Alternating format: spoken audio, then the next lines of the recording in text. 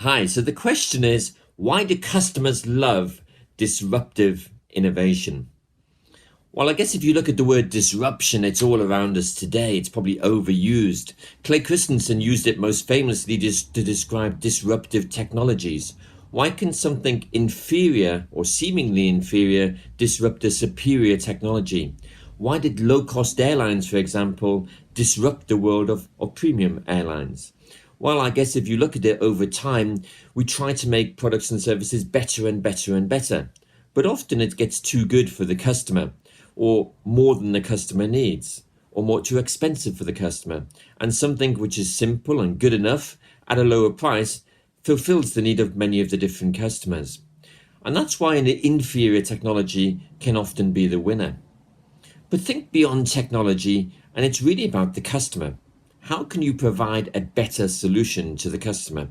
How can you disrupt the conventional way of doing things? How can you disrupt the mindset which the industry has, where it assumes certain things have to work in certain ways? And that's really where disruption happens today. And that's why consumers love disruption. It gives them something new. It gives them something better. It allows them to access it in a new way at a cheaper price point.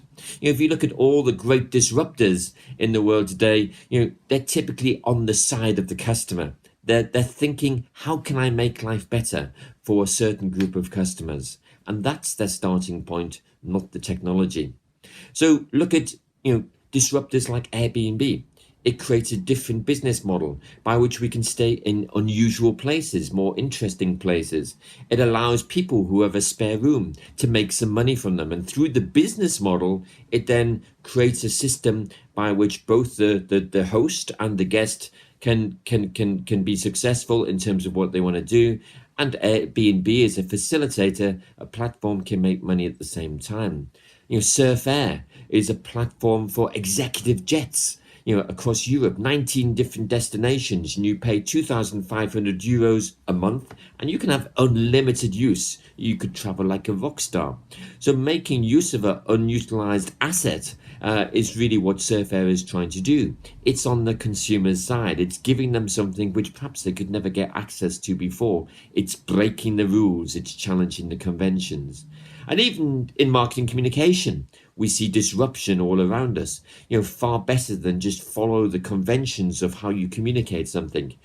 Dove's campaign for real beauty was a perfect example of challenging the norms, making people really think about what is beauty today. It's inside, it's not outside, and challenging all the other competitors to communicate in a different way. Or Dollar Shave Club, really standing out through very simple, low cost communication to do things in a different way, but to resonate with their audience. So the question is, does loyalty exist today? Well, yes, it does, but in a different way. In the past, then loyalty was all about respecting organizations and trusting them.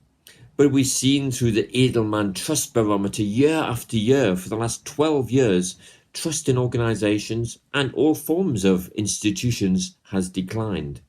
And brand loyalty has gone the same way. Very few of us trust a brand or are loyal to a brand like ever before. We have so much choice. And why should we just do as a brand tells us? So companies have to adapt to that.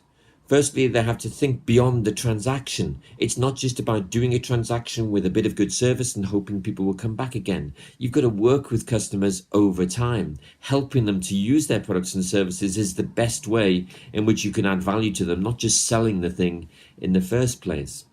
But the real form of loyalty and trust today is between people, between consumers, not between a brand and consumer. And the brand instead being a facilitator of consumer to consumer loyalty. That's the real shift. And if you look at real influencer power and social based marketing, building a community is where loyalty really exists. Look at Rafa as a brand, for example. It makes cycling clothing. Its cycle stores are actually called cycle clubs because it wants to connect people with their passions. It wants to bring people together so they can drink fantastic Illy coffee whilst they're talking about their cycling adventures. They can watch the Tour de France on the big screen and they can have a shower and go for a cycle ride at the same time. Yes, they buy the clothing, they get bike repairs, all sorts of additional services. but the real purpose of the brand is to allow people to share their passion in a better way.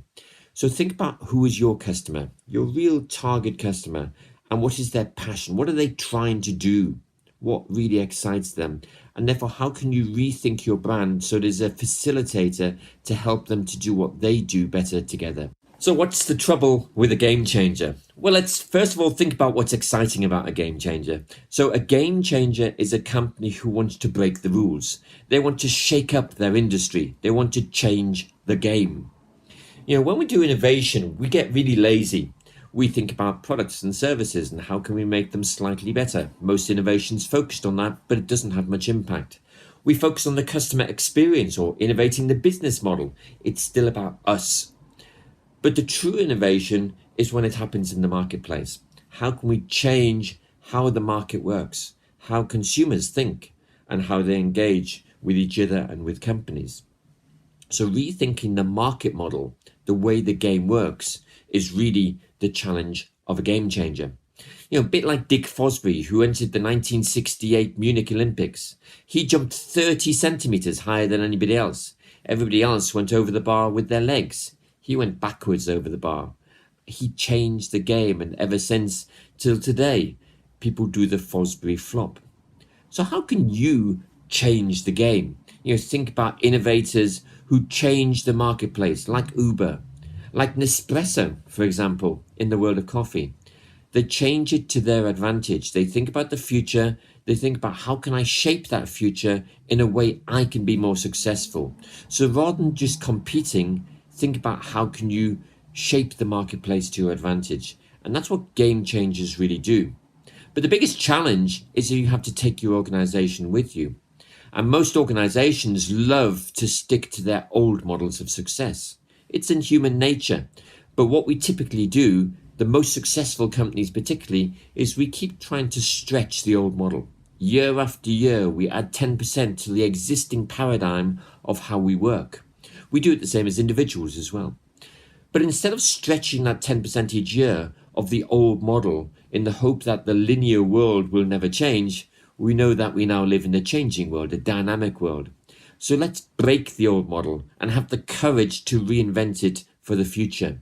So game changers are not looking backwards and stretching the past. Game changers are looking forwards and creating the future. That's what you should do too. So the question is, everyone has different talents in an organization. How can we make organization culture not a barrier but an opportunity for change?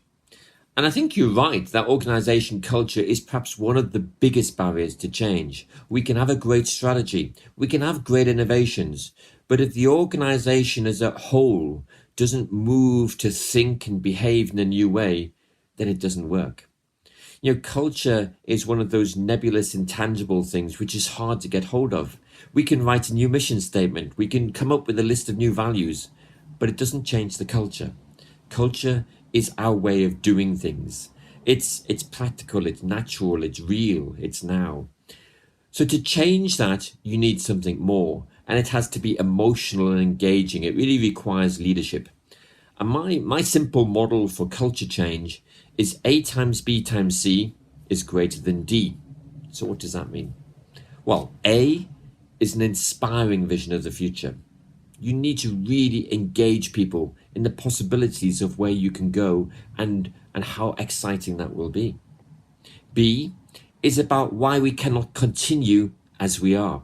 Really understanding that doing what we do is not going to last any longer, and it's actually going to result in pain and decline. And C is about practical steps to making that change. If we can't see where do we start and what do we do, nothing's ever going to happen. And if you can get A, B, and C to work together, they can overcome D, which is the power of cultural inertia to stop you changing. So harness the power of culture, get a great purpose, and use the diversity of talents which you have in the organization. We don't want people all to be the same. So don't make them like machines. That's an automated company. What we need is to harness the power of human ingenuity, to think about all the different talents which we have, all the different perspectives which we can bring to a discussion, all the different views and creativity we can bring to our innovation. That's where organizations can truly thrive. So harness diversity, but also inspire people with a vision as to how they can harness that diversity in a positive and exciting future. So what should a graduate student be thinking about today? Well, I tell you what, we live in the most exciting time. So there is no better time to be entering the workplace or to be setting up a company or to be setting out on a journey in a corporate ladder. You know, we have more change coming ahead of us in the next 10 years than we had probably in the last 250 years, which is incredible. But if you think about the last 250 years, you know, the steam engine, how did it change society from small villages to towns, automating production into factories, therefore making things much more efficient and cheaper and accessible to society? Think about the telephone. How did it allow us to start communicating in real time in different ways? The motor car allowed us to move, that personal mobility, to go where we wanted to. The aeroplane allowed us to share cultures and to import and export across the world. The man on the moon changed our dreams as to what was possible. And then the digital tsunami of the last 24 years have given us the mobile phone in our hand, more powerful than the NASA space shuttle, to do things remarkable, each one of us individually as a human being. That's the past. The next 10 years will have more change than all of that. So how can you harness that change? How can you not just see it as a challenge, but see the opportunities? How can you learn in new ways, bring new perspectives? You know, it's not age or experience which matters anymore. It's how well you think. It's how well you can see that future, how well you can make sense of the change and the things which are happening. Making new connections is what Leonardo da Vinci said innovation is all about. So how can you create the future in your own vision?